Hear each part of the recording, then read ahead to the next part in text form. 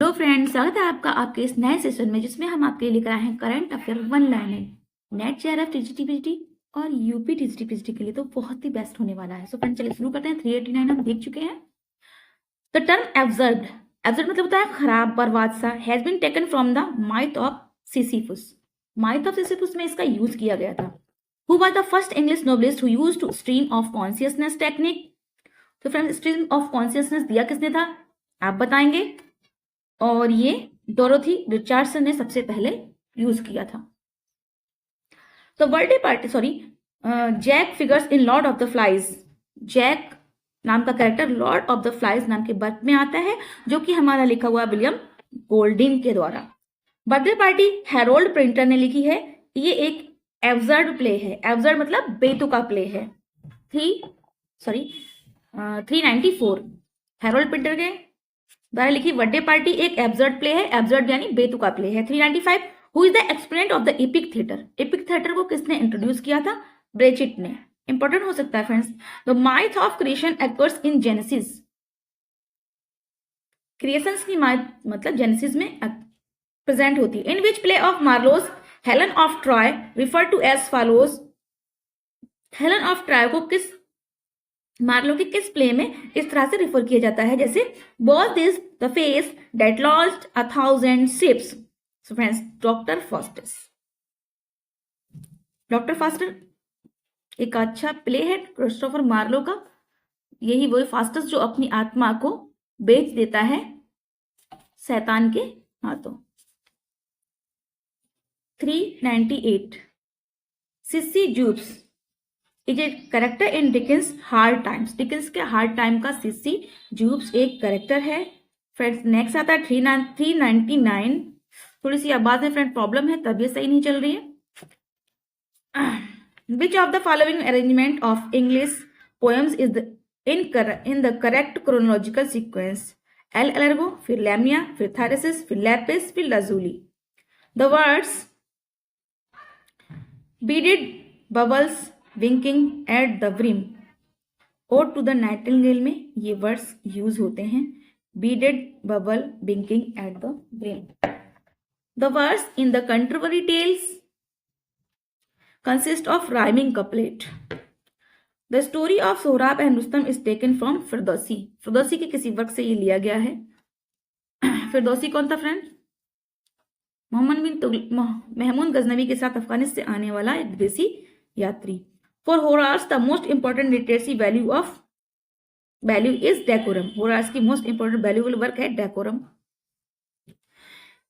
Driders के ऐसे on dramatic पोजी में यूजिनस जो था वो ग्रीक ड्रामा को सपोर्ट करता है on the ground that it is too formal an account of the unities. Eugenius essay on dramatic पोजी में ग्रीक ड्रामा को क्रिटिसाइज करता है और कहता है कि ये बहुत ज्यादा फॉर्मल है। 405 identify the critic who has explained the distinction between organic form and mechanical form। किसने ऑर्गेनिक और मैकेनिकल फॉर्म के बीच में अंतर बताया था? तो ये है फ्रेंड्स हमारे एसटी कॉलरिज, जिसे हम अफीमीटर भी कहते हैं। The Oxford movement sought to reconcile the Church of England and Roman Catholic Church. Roman Catholic और चर्च ऑफ इंग्लैंड के बीच में ऑक्सफोर्ड मूवमेंट शुरू हुआ था। Chartist movement was a movement of electoral reforms. ये इलेक्टोरल रिफॉर्म्स के बीच में ये मूवमेंट हुई थी। Who describe poetry as the impassioned expression which is in the countenance of all science. ये लाइन पोइट्री के लिए वर्ड्सवर्थ कहते हैं। और वर्ड्सवर्थ की एक क्वेश्चन और भी है, बहुत फेमस है। Poetry is a spontaneous overflow of powerful feelings, अधिकतर पूछ ली जाती है। द नेक्स्ट वन इज 409 फिलिस्तीन in culture and anarchy.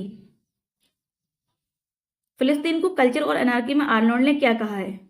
Stands for the English middle class. मतलब ये इंग्लिश मिडिल क्लास के बारे में इसमें बताया गया। प्री रेफ्लेटिक ब्रदरहुड पर कौन अटैक करता है? In the fleshly school of poetry में रॉबर्ट बुचमैन ने प्री रेफ्लेट पोइट्री को अटैक किया है, यानी क्रिटिसाइज किया है। The object of imitation The object of imitation in drama, according to Aristotle, is action of human being. Aristotle ने ड्रामा में एक्शन को बहुत ज्यादा इंपॉर्टेंट माना है फ्रेंड, एक्शन का रोल बहुत है इसके अंदर। The first English comedy was Ralph Roister Doister, Nicholas Udall ने लिखी है। इसका दूसरा नाम फेरेक्स फॉरेक्स भी है।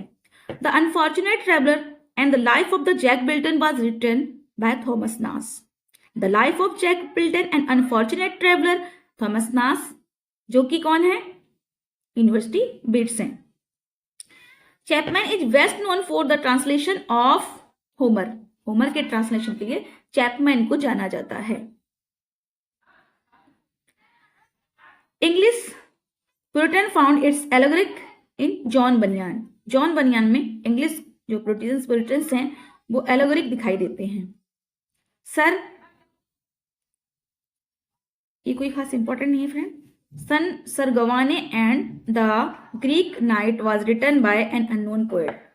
Sir Gawain and Green Knight, ये दो वर्क हैं, इनके पोएटर अननोन हैं, तो फिर ये इंपॉर्टेंट जरूर होने वाला है, अननोन पोएट्स पूछ लिए जाते हैं। The first complete version of the Bible in English was made by King James. पहला बाइबल का कंप्लीट वर्जन किंग जेम्स के द्वारा निकाला गया था। The first example of blank verse in English किसने दिया था, Earl of Surrey. Translation of the second Aeneid, second Aeneid को जब ट्रांसलेट किया था तब इन्होंने ब्लैंक वर्स का इसमें यूज किया था। Miracles play were based on the story of the lives of the saint. Miracle play जो होते हैं वो अधिकतर संत महात्माओं की लाइफ पर बेस्ड होते हैं। Who among the following is a materialistic. According to Virginia Woolf, Virginia Woolf ने आर्नोल्ड बेनेट को मैटेरियलिस्टिक पुकारा है। Which novelist is primarily known for his epistolary रोबर। तो फ्रेंड रिचार्डसन को पहले एपिस्टोलरी रोबलिस्ट माना जाता था। The Johnson's face fatal Cleopatra. Johnson ने जो फैटल क्लियोपत्रा कहा है वो किसके लिए कहा है, इन्हें शेक्सपियर को फाउंडनेस ऑफ पन को फैटल क्लियोपत्रा कहा है।